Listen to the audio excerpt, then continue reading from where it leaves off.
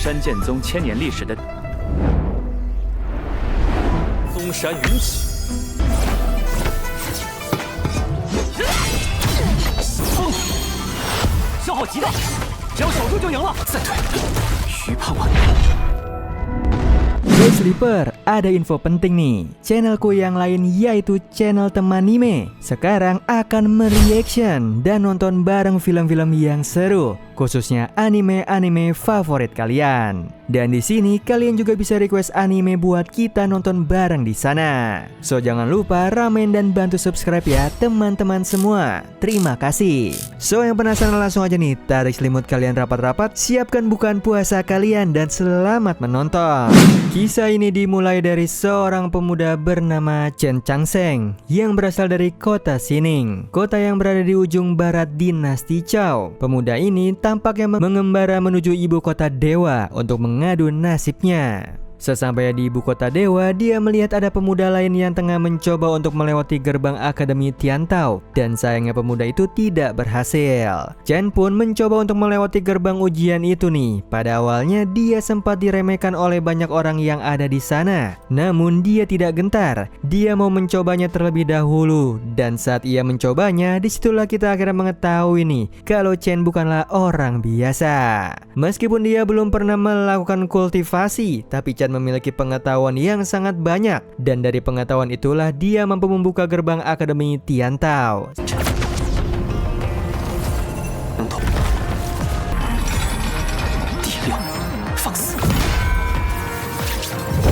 Kehebatannya itu pun disaksikan oleh banyak orang dan menjadi topik hangat di hari itu. Bahkan seorang guru yang bernama Chao, dia menentang Chen untuk masuk ke akademi. Menurutnya Chen itu hanyalah warga desa yang udik dan melakukan kecurangan sehingga dia tidak layak untuk masuk ke akademi. Namun beruntungnya ada seorang pemuda bernama Tang 36. Dia merupakan senior di akademi itu yang terkenal suka bolos. Dia menyaksikan Chen saat membuka gerbang tersebut dan mengatakan kalau Chen sama sekali tidak melakukan kecurangan. Kemudian datanglah Mao Qiu yang merupakan kepala Akademi Tiantau. Dia mendengar ada keributan di luar dan mencoba untuk mengetahui apa yang terjadi. Di sana guru Chao melaporkan kalau Chen telah melakukan kecurangan. Namun Tang justru membelanya dan terjadilah perdebatan di antara mereka berdua. Yang beruntungnya Mao Qiu justru memberikan Chen kesempatan untuk mengikuti ujian tertulis untuk masuk ke akademi ini. Dan keputusan itu mengejutkan banyak orang. Chen melihat kalau sebenarnya guru Chao ini melakukan kecurangan. Dia pun meminta Mao Qiu untuk mengizinkan pemuda yang gagal tadi juga ikut nih ujian bersamanya. Di dalam kelas mereka semua pun mengikuti ujian tertulis.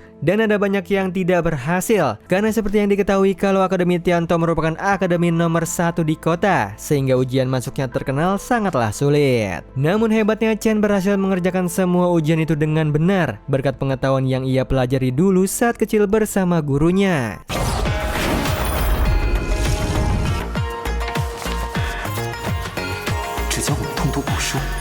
Keberhasilan Chen pun menjadi bahan perbincangan di sana. Dan ada seorang utusan yang menyuruh guru Chao untuk menolak Chen di akademi itu.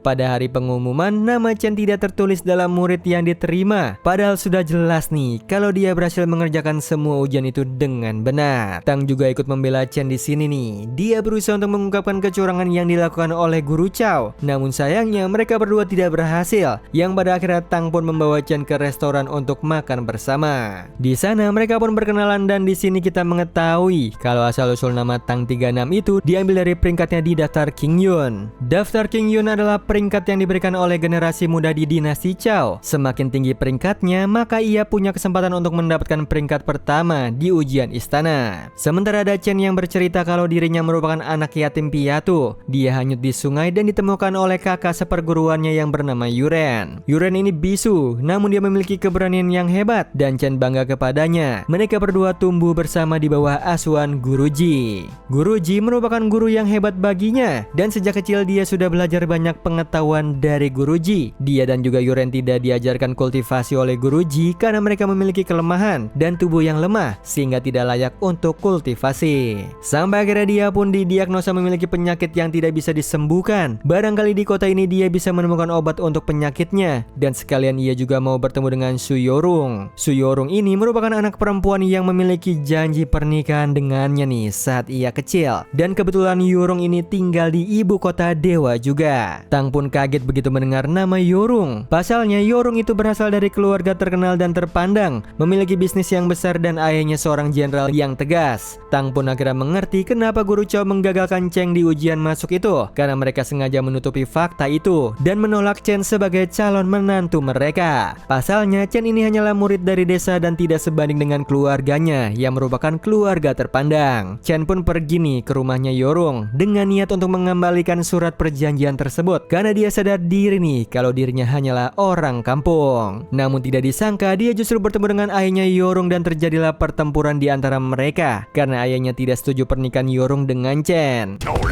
我必九子，不进，大风，跟风。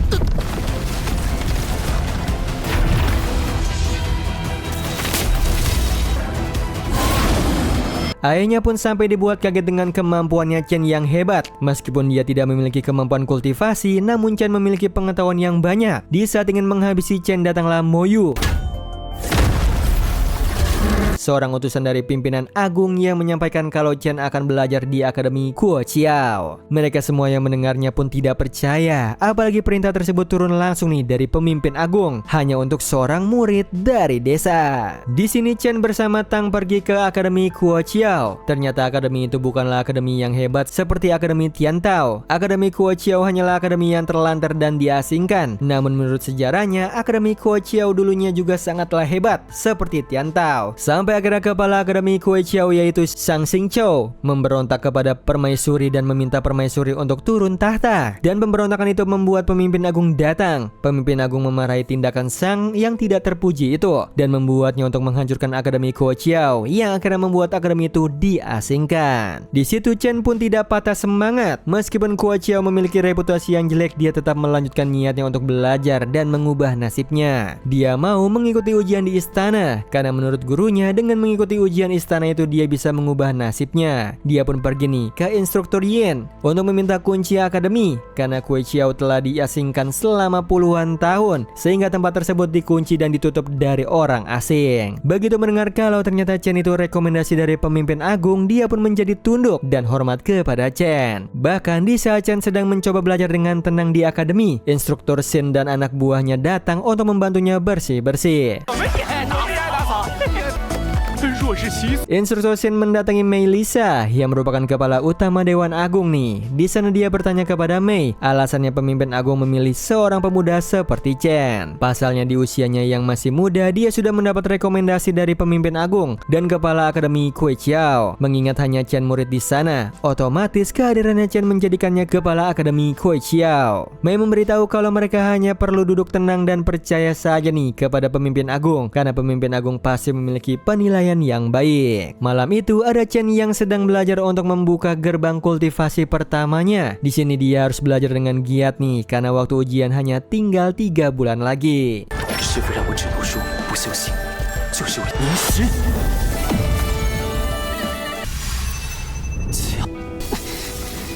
Di situ Chen berhasil membuka gerbang kehidupannya yang membuatnya berhasil membuka kultivasinya, dan kejadian itu disaksikan oleh banyak orang di kota malam itu. 小陈院长果然是潜力。他上的是。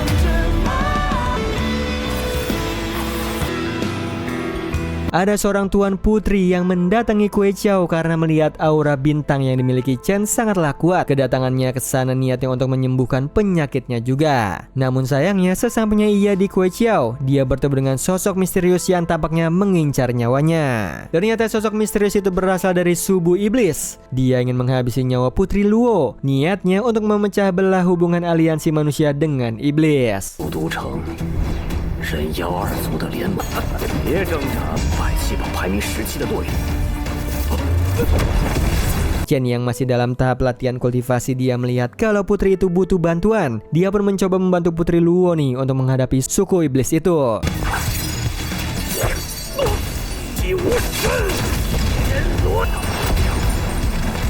因为曾被以为很好解。 Beruntungnya di tengah-tengah pertarungan yang sengit itu tiba-tiba datanglah serangan dari Sui Xin Chuan yang merupakan jenderal dewa pribadi kaisar. Jin Yulyu yang merupakan pelayan pribadi Putri Luo juga datang ke sana nih untuk membantu dan meminta Sui Xin Chuan untuk menangani iblis itu dengan baik. Yulyu berterima kasih kepada Chen karena sudah membantu Putri Luo dan ia memberikan hadiah kepadanya nih, namun ditolak oleh Chen. Singkat cerita, pagi harinya di saat Chen ingin melanjutkan latihannya lagi, Putri Luo pun datang ke sana dengan membawa banyak hadiah untuk Chen. Di situ niatnya ingin menjadi muridnya Chen, namun ditolak oleh Chen nih. Dia merasa kalau dirinya itu belum layak menjadi seorang guru. Apalagi dia juga memiliki tubuh yang lemah dan masih belajar kultivasi. Makanya dia menolak Putri Luo menjadi muridnya, meskipun berulang kali Putri Luo membujuknya.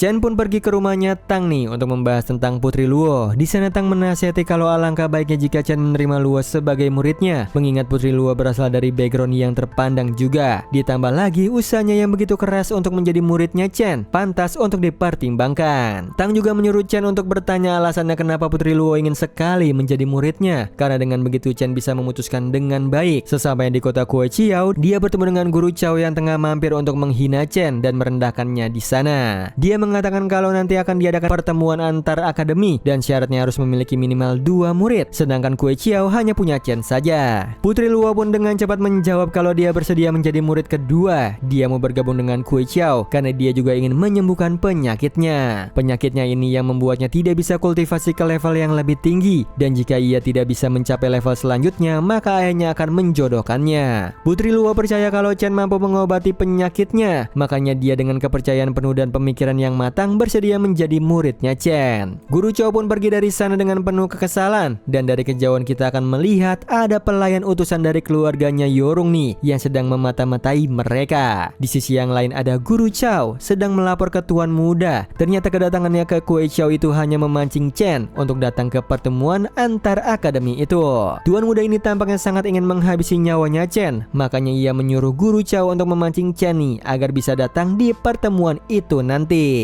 Di sini Chen dan Putri Luo akhirnya menghadiri perjamuan King Tang, yaitu perjamuan yang dihadiri oleh murid-murid dari ke-6 akademi yang ada di dinasti Chao. Tentu saja kedatangan mereka tidak disambut dengan baik, mengingat reputasi akademi Kueqiao yang pernah menjadi pemberontak di masa lalu. Namun meski begitu, perjamuan tetap berjalan nih karena Mao Qiuyu menyuruh mereka yang hadir di sana untuk bersikap hormat selama perjamuan berlangsung. Sampai akhirnya datanglah keponakannya Permaisuri, yaitu Tuan Muda Yair. Kedatangannya ke sana hanya untuk merendahkan dan menghabisi nyawa Chen di hadapan banyak orang. Dia juga dengan sengaja mempermalukan Chen dan Putri Luo. Bukan hanya itu, dia juga berpikir nih kalau Chen dan Putri Luo tidak layak untuk hadir di perjamuan ini. Sampai akhirnya Xuan Yuanpo, seorang murid dari Akademi Caixing, membela Chen dan mengajak Yair untuk berduel.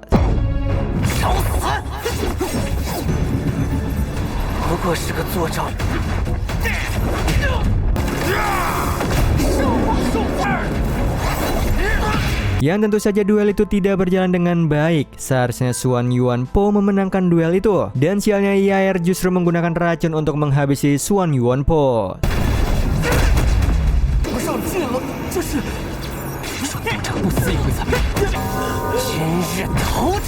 Di situ Chen langsung sigap menolong Xuan Yuanpo karena takutnya racun itu akan melumpuhkan seluruh tubuhnya, sementara Putri Luo yang akan melawan Yair.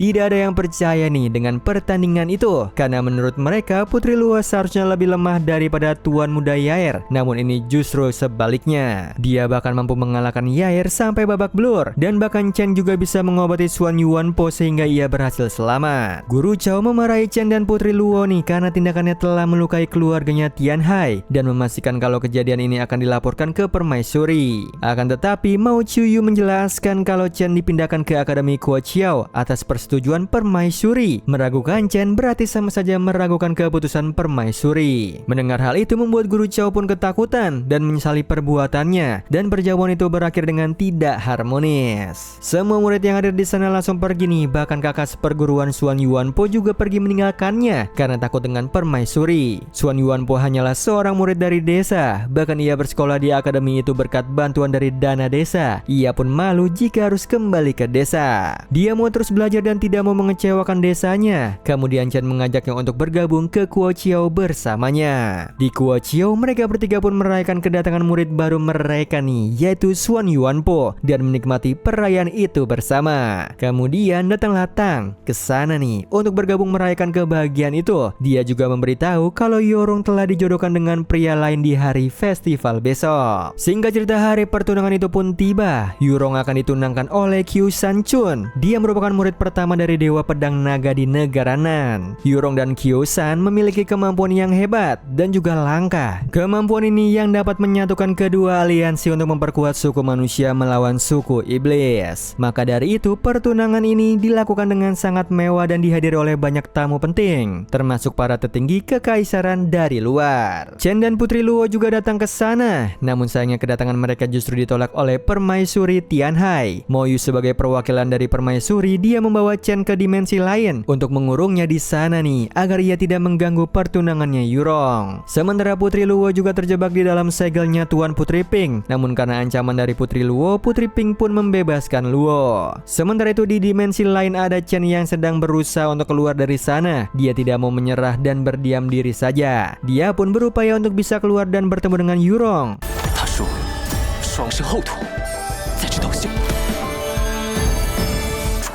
Berkat usahanya dia pun berhasil keluar dari dimensi itu, dan ia bertemu dengan seekor naga yang menjadi penjaga di tempat tersebut. Naga itu awalnya ingin menyerang Chen, namun setelah melihat kemampuan Chen, dia pun bersedia akan membantu Chen untuk keluar dari sana. Chen juga berjanji akan membantu naga itu sebagai gantinya karena dia melihat kalau naga itu juga sebenarnya tidak memiliki niat jahat kepadanya.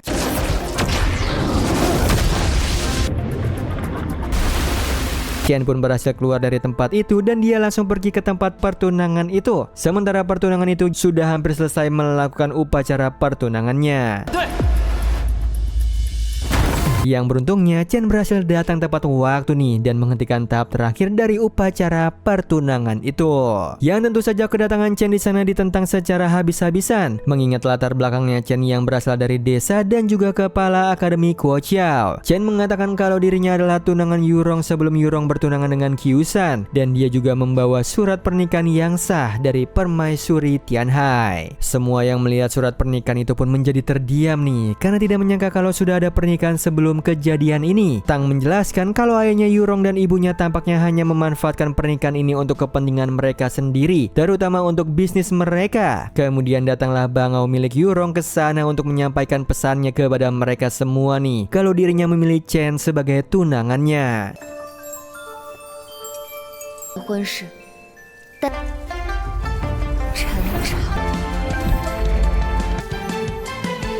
Kepala Akademi Sekte Pedang pun merasa tidak terima karena Chen tidak cocok menjadi pendamping untuk wanita seperti Yuran. Kemudian Putri Lau pun ikut membela Chen dalam perdebatan ini, dan karena perdebatan ini berlangsung sangat panas, Kepala Akademi sampai berniat menyerang mereka. Yang beruntungnya Yul Yu datang ke sana untuk melindungi Putri Luo nih, dan disitulah terungkap sosok aslinya Putri Luo.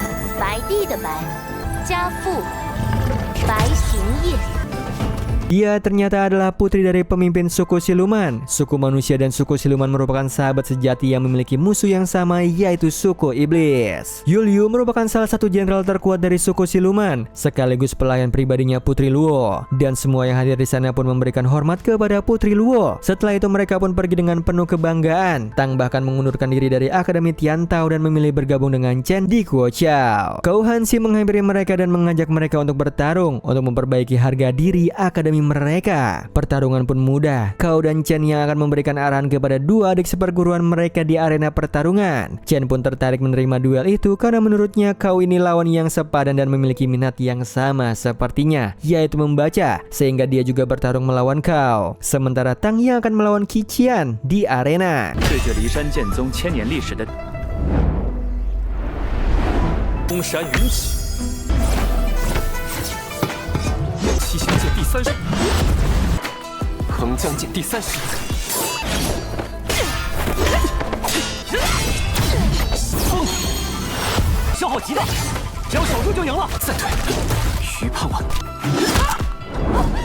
Duel ini pun dimenangkan oleh Chen, dan Kou dengan bijaksana dia mengakui kekalahannya dan memuji kehebatannya Chen. Dia berharap kalau di ujian istana nanti dia bisa bertemu lagi dengan Chen, dan setelah itu dia dan adik seperguruannya pun pergi. Chen dan Putri Luo pun berbahagia atas kemenangan mereka. Ditambah lagi mereka juga kedatangan murid baru nih, yaitu Tang, yang pada akhirnya mereka pun berempat. Ada Xuan Yuanpo, Putri Luo, Tang, dan Chen yang merayakan kebahagiaan bersama di hari festival itu. 看着秋风不悲，看着冬雪不停。 Oh iya Sleeper, kalian bisa follow nih Instagram kita di @temantidur.ytb atau @handyalfat. So Sleeper, itu tadi video kita kali ini. Semoga kalian suka sama videonya. Aku Hendy pamit. Happy nice dream and ciao.